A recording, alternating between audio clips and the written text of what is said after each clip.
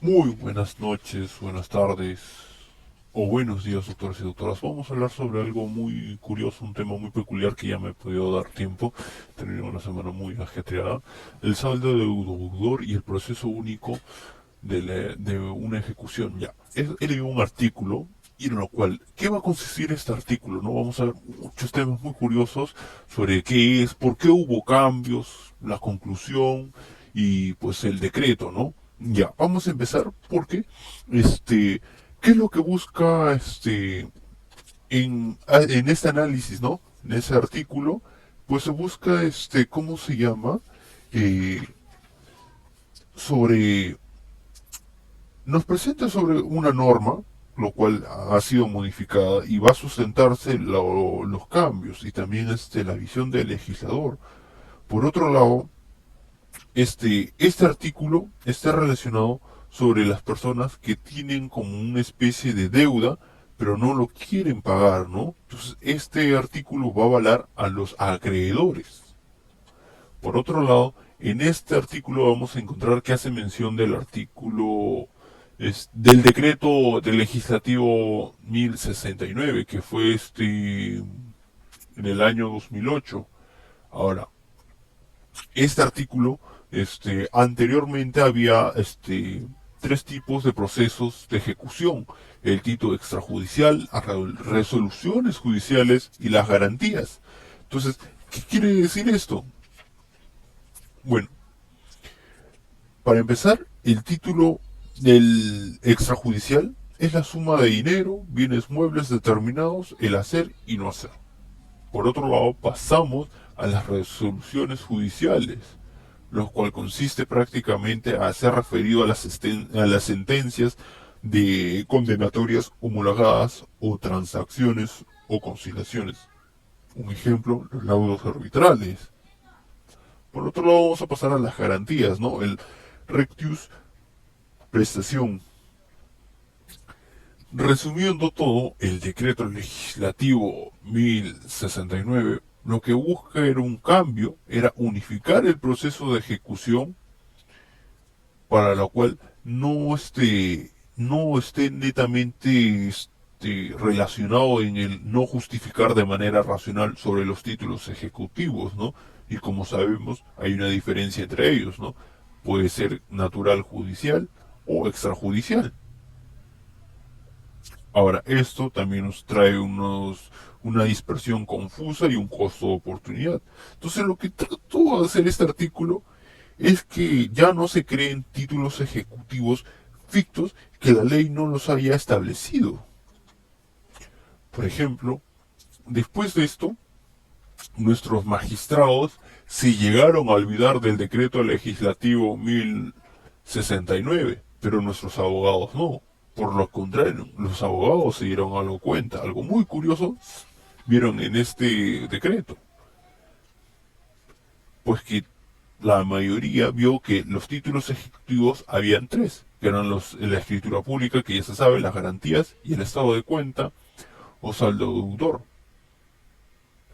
Pensando, los abogados se dieron cuenta que pues una garantía real y su obligación no están contenidas en un título ejecutivo. Primero se debía iniciar un proceso de conocimiento y por otro se tendría en cuenta esta sentencia favorable, quien podrá acudir para ejecutar su garantía.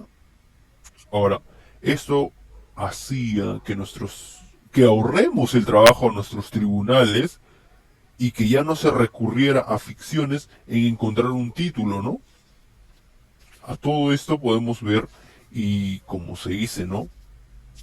No todo es color rojo, pero, encontramos una discrepancia. Por ejemplo, Cavani nos menciona que hay incertidumbres respecto al título ejecutivo, porque en la ejecución de garantías los procesos pueden ser completos o complejos, lo cual nos quiere decir que las obligaciones garantizadas que se encuentran en documentos constitutivos como escrituras públicas de hipoteca se encuentran contenidas no solo en una determinada obligación, monto, forma de pago, cuotas o intereses, entre otros, ¿no?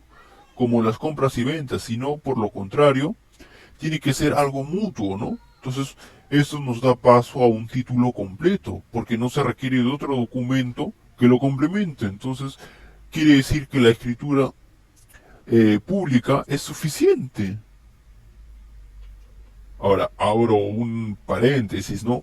Hay situaciones especiales, ¿no? Como la hipoteca trata de garantizar las obligaciones eventuales o futuras, dándonos paso a un acto constitutivo, expresa o exigible, además puede ser líquida o liquidable, ¿no? En las obligaciones dinerarias. Ahora, hay un caso que esto es muy peculiar porque ¿qué ocurre?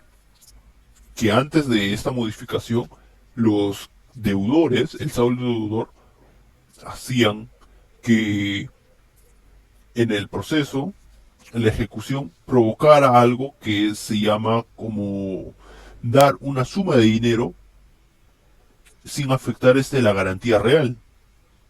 Esto se involucra mucho con la etapa de ejecución forzada, ¿no? Entonces, el legislador daba la opción de esta parte para activar una relación jurídica obligacional donde que el acreedor solicitara una tutela judicial que crea conveniente siendo una rapidez y de manera satisfactoria, ¿no?